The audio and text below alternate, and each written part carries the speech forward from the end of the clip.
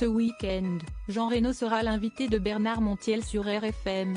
L'acteur de 75 ans est notamment revenu sur sa toute dernière rencontre avec Johnny Hallyday à Marne-la-Coquette, peu de temps avant la mort du rocker. Un moment dont il garde un souvenir très douloureux. CST un jour gravé à jamais dans la mémoire des Français. Le 5 décembre 2017, Johnny Hallyday rendait son dernier souffle dans sa villa de Marne-la-Coquette, finalement emporté par un cancer qui lui aura rendu douloureux les derniers mois de sa vie. Une maison dont sa veuve Laetitia a aujourd'hui bien du mal à se débarrasser, elle qui a toujours souhaité rester dans celle qu'ils avaient achetée ensemble à Los Angeles pour y élever leur fille.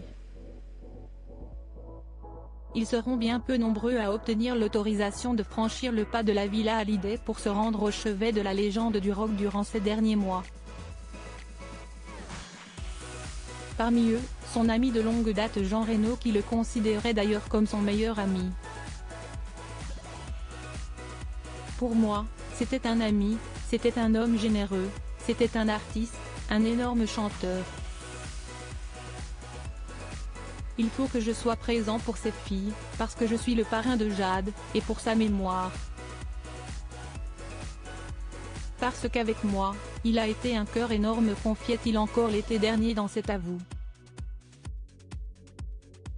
C'était le petit bout de route et que ça se finissait CST, donc le cœur très lourd que l'acteur de 75 ans s'est rendu à Marne-la-Coquette pour faire ses adieux au chanteur.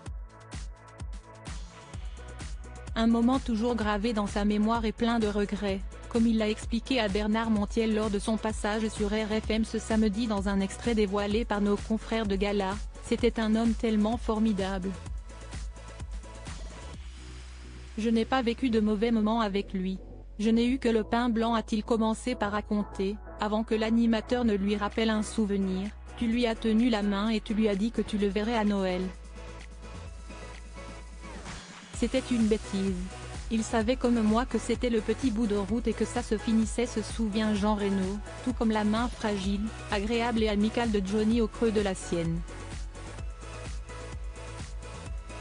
Aujourd'hui, CST en passant du temps auprès de Laetitia, Jade et Joy qu'il tente de rester connecté à la mémoire de son ami, sans doute parti bien trop tôt à son goût.